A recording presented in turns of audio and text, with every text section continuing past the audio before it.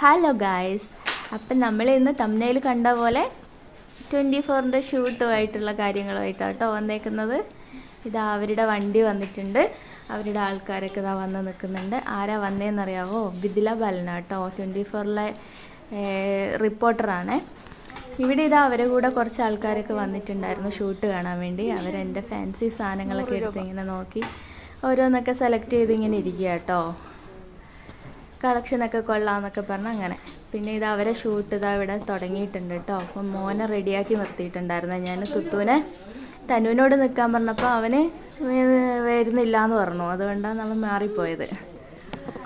അപ്പോൾ അവിടുത്തെ ഷൂട്ടിൻ്റെ ഒരുക്കങ്ങളൊക്കെ ഇങ്ങനെ ഇതാ തുടങ്ങിയിട്ടുണ്ട്. വിദ്യുല ബാലൻ കുറച്ച് സാധനങ്ങളൊക്കെ പർച്ചേസ് ചെയ്തിട്ടുണ്ടായിരുന്നു കേട്ടോ.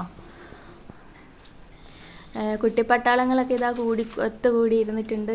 പൂക്കളൊക്കെ ഇങ്ങനെ പിച്ചിടുകയാണേ. പിന്നെ ഇതാ അവർ പൂക്കളം ഇടാൻ വേണ്ടിയിട്ട് സെറ്റ് ചെയ്ത് എല്ലാം റെഡിയാക്കി അത്തമിടാൻ തുടങ്ങിയിട്ടുണ്ട്.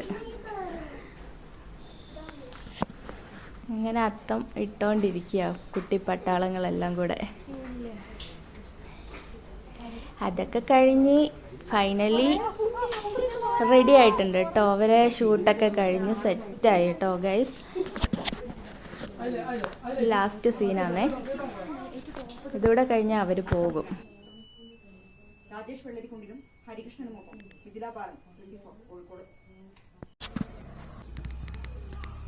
ഇറക്കുമതി പൂക്കളാണ് സ്ഥാനം പിടിക്കുന്നത്. പൂത്തേടിയുള്ള അലച്ചിലില്ല. വളരെ പെട്ടെന്ന് പൂക്കളം തീർക്കാൻ പറ്റും എന്നത് മറ്റൊരു കാര്യം.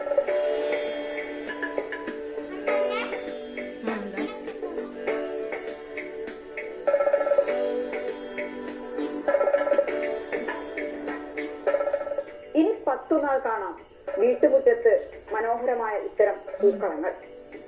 മനോഹര കാഴ്ച മാത്രമല്ല, സന്തോഷം കൂടിയാണ് ഇത് സമ്മാനിക്കുന്നത്. 24-ന്റെ എല്ലാ പ്രേക്ഷകർക്കും അത്തം ദിനാശംസകൾ.